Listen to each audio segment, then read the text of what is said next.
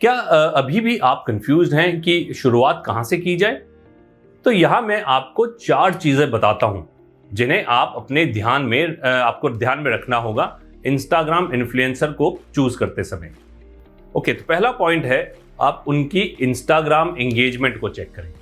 Now जब किसी influencer का एंगेजमेंट रेट हाई रहता है तो इसका मतलब है कि उनके फॉलोअर्स उनके कंटेंट पर ध्यान दे रहे हैं और उनके कंटेंट पर एक्शन ले रहे हैं। इसीलिए बहुत से बिजनेसेस और सोशल मीडिया एजेंसीज एंगेजमेंट का इस्तेमाल करते हैं ये इवैल्यूएट करने के लिए कि कौन एक आइडियल इन्फ्लुएंसर हो सकता है। नाउ जनरली आप किसी इन्फ्लुएंसर्स के पोस्ट पर 2-3% का एंगेजमेंट रेट एक्सपेक्ट नहीं करेंगे।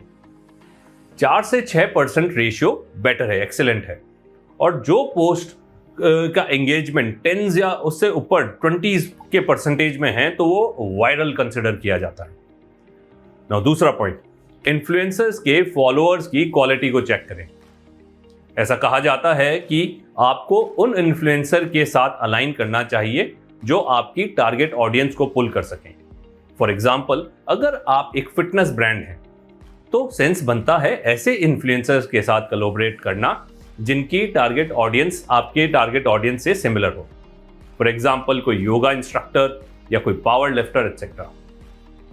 अपने बिजनेस को ऐसे इन्फ्लुएंसर के साथ अलाइन करना जिसके पास एबिलिटी है आपके टारगेट कस्टमर को पुल करने की।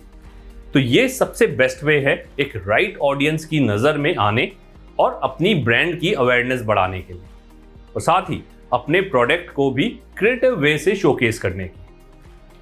नाउ तीसरा इंपॉर्टेंट पॉइंट कि इन्फ्लुएंसर्स के फॉलोअर्स के नंबर को चेक करें। जैसे कि हमने पहले भी डिस्कस किया था कि अब नंबर ऑफ फॉलोअर्स इतने इंपॉर्टेंट नहीं है जितना कि वो पहले हुआ करते थे, स्पेशली जब से इंस्टाग्राम एल्गोरिथम ने लार्जर अकाउंट की एंगेजमेंट को इम्पैक्ट करना शुरू किया है। जैसे कि पिछले कुछ सालों में हमने देखा है कि एंगेजमेंट रेट अक्सर डिक्रीज होते जा रहा है जैसे जैसे फॉलोअर काउंट इंक्रीज हो जाता है।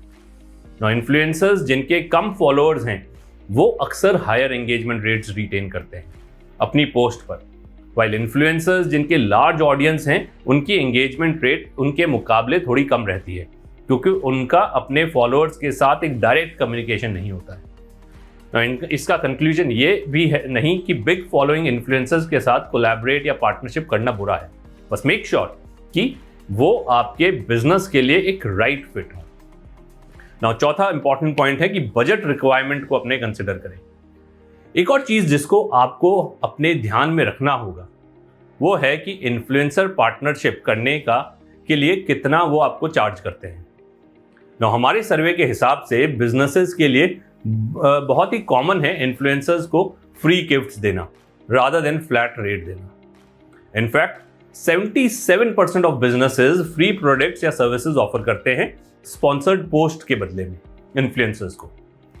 लेकिन हर केस में ये पॉसिबल नहीं है क्योंकि कुछ इन्फ्लुएंसर्स सिर्फ फ्लैट रेट पे ही एक्सेप्ट करते हैं, वहीं कुछ नंबर ऑफ सेल्स या लीड्स के बेसिस पे भी चार्ज करते हैं।